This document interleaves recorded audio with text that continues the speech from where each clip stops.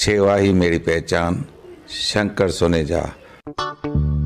सेवा ही जिनकी पहचान, वो हैं शंकर सोनेजा। फ्री मालेगांव का काढ़ा, फ्री जोड़ों के दर्द का तेल, फ्री नसों के दर्द से छुटकारा पाने की पीने की दवा। सेवा का लाभ उठाइए, सदैव आपकी सेवा के लिए हाजिर रहते हैं Shankar Soneja. Good news good news good news, वाधायूं वाधायूं वाधायूं। रिश्तो.com जे न्यू ब्रांच जूं सभिनी खे वाधायूं। रिश्तो.com हाणे गोल मैदान उल्हासनगर बे में भी। रिश्तो.com सिंधियुनि जो सिंधियुनि सां ऑनलाइन सिंधी मैट्रिमोनी। नमस्कार, मैं राजेश दलवानी, आप देख रहे हैं उल्लास लाइन बुलेटिन। उल्लासनगर के सरकारी सेंट्रल हॉस्पिटल में एक गर्भवती महिला की जान बचाने में डॉक्टर कामयाब हुए हैं, जहां डॉक्टरों ने ऑपरेशन कर अर्चना नामक महिला के पेट से तकरीबन 1.5 किलो की गांठ निकाली है। यह महिला गर्भवती थी और उसके पेट में यह गांठ भी तैयार हुई थी, जिसके कारण महिला को काफी तकलीफ थी। पर आर्थिक स्थिति ठीक नहीं होने के कारण बदलापुर मुरबार में सरकारी हॉस्पिटल में उनका उपचार शुरू था, पर उसकी ऑपरेशन के लिए महिला को उल्लासनगर के सरकारी सेंट्रल हॉस्पिटल में दाखिल किया गया था, जहां सेंट्रल हॉस्पिटल में डॉक्टरों द्वारा ऑपरेशन कर महिला के पेट से 1.5 किलो की गांठ बाहर निकाली गई है। साथ ही महिला की प्रसूति भी कराकर बच्चे और मां को जीवन दान दिया गया है। Bureau report Mahesh Rokade, Ulhas line bulletin, Ulhasnagar. ही ॲक्च्युली एक पेशंट जी आहे 23 तारखेला आपल्याकडे आली होती आणि तिच्या पोटात थोडंफार दुखत होतं आणि पहिले सीझर झालं होतं, म्हणून आपल्या इथे ॲडमिट झाली। तिच्या सोनोग्राफीमध्ये आपल्याला असं कळालं की तिला खूप एक ओव्हॅरियन मोठा सिस्ट आहे, तर असं प्लॅन केलं की हिला आपण थोडंसं इलेक्टिव्हला करू। तर ही शनिवारी ॲडमिट झाली, तर आम्ही सोमवारी तिला इलेक्टिव्हसाठी ठेवलं आणि ह्याच्या अगोदर ही बऱ्याच ठिकाणी जाऊन आली होती। ह्याच्या अगोदर ती एक बदलापूरला जाऊन आलेली, मुरबाडला जाऊन आलेली, मध्ये सायन आणि KEMलाही तिने काही तपासण्या केल्या ह्याच्यासाठी, पण तिला काही खर्च वगैरे परवडत नव्हता, म्हणून ती इथे आली। मग शेवटी इथे तिचं इलेक्टिव्हमध्ये आपण हे पण केलं, बाळ पण बाहेर काढलं आणि जो सिस्ट होता तो पण बाहेर काढला। तो ऑलमोस्ट अराउंड 1.5 kgचा होता, एक 16 by 15 by 15 सेंटीमीटरचा होता तो।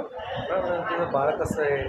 बाळ चांगला आहे, 2.6 kgचा आहे, मेल चाइल्ड आहे। माझं नाव अर्चना कांताराम शिंबा आणि मला आधी मी सरकारी हॉस्पिटलमध्ये कोर्स केला, तेव्हा मग मला असं डॉक्टरने सांगितलं सोनोग्राफी केली 3 महिन्यानंतर, गाठ आहे पोटात खाली करावी लागेल बाळा, आणि मग नंतर मग बदलापूरला ट्रीटमेंट चालू ठेवली। तर मग ते मॅडम बोलल्या की साधी गाठ आहे पाण्याची, काय नाही होणार। तर मग नंतर मग 9व्या महिन्यापर्यंत तिथं ट्रीटमेंट चालू ठेवली आणि नंतर मग तिला बोलली आमची कॅपॅसिटी नाही, त्याच्यामुळे मग मी सरकारी करणार आहे। मग तुम्ही त्याच्यानंतर कुठे गेले होते? त्याच्यानंतर मग इकडे आली, तर दवाखान्यात दाखवलं डॉक्टरांना, सोनोग्राफी असं नाही असं आहे मला, 2-3 वेळा आली आणि मग डॉक्टर बोलले होऊन जाईल इथं असे पाण्याची गाठीमध्ये। तुम्ही त्यानंतर मुंबईला कुठे गेले होते चेक करायला? मुंबईला त्याने रक्त पाठवलेला रिपोर्ट रक्ताचा, तर ती बोलली का साधी गाठी पाण्याची चेकअपला। मग आता इथे उल्हासनगर मध्यवर्ती रुग्णालयामध्ये आपलं जी शस्त्रक्रिया झाली आहे याविषयी काय सांगतो? 23 तारखेला। तुमचं बाळ हो, बाळ व्यवस्थित आहे। कोणत्या डॉक्टरने गेलं तुम्हाला माहिती आहे? ऑपरेशन कोणत्या डॉक्टर माहीत नाही नाव त्यांचं। आता जवळपास मला इथे येऊन 2 वर्षे झालेले आहे।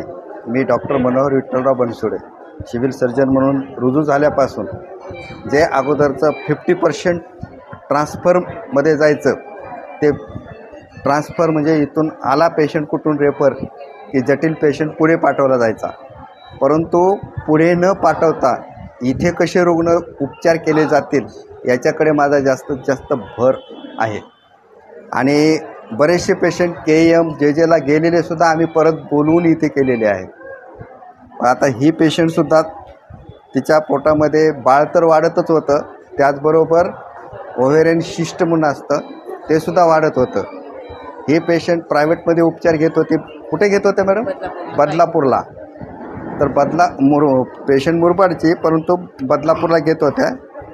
तर उपचाराचा खर्च हा प्रायव्हेटमध्ये 1.5 लाख ते 2 लाखापर्यंत झाला असता, त्यामुळे त्या KEMला गेल्या, परंतु KEMलाही त्यांचे म्हणजे ऑपरेशन करण्यासाठी म्हणजे त्यांचा नंबर नाही लागला, त्यामुळे त्या आपल्याकडे परत आल्या।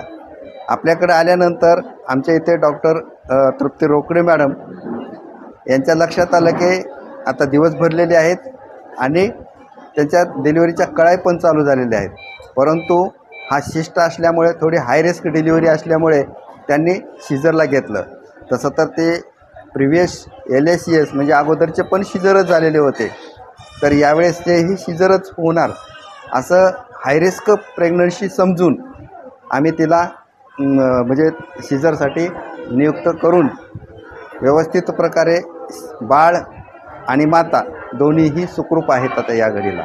तर असे पेशंट आमच्या इथून बरेचसे म्हणजे रेफर व्हायचे, ते आता हाय रिस्क प्रेग्नन्सीचे सुद्धा सगळे पेशंट आम्ही इथे करण्याचा प्रयत्न करतो. आणि त्यामुळे आमच्याकडे OPDची संख्या वाढलेली आहे, IPDची संख्या वाढलेली आहे आणि सर्व पेशंट इथे आम्ही करण्याचा प्रयत्न करत आहोत. उल्लास लाइन बुलेटिन को सब्सक्राइब करें, बेल आइकॉन दबाएं और देखिए उल्लास लाइन बुलेटिन की न्यूज़ सबसे पहले आपके मोबाइल पर।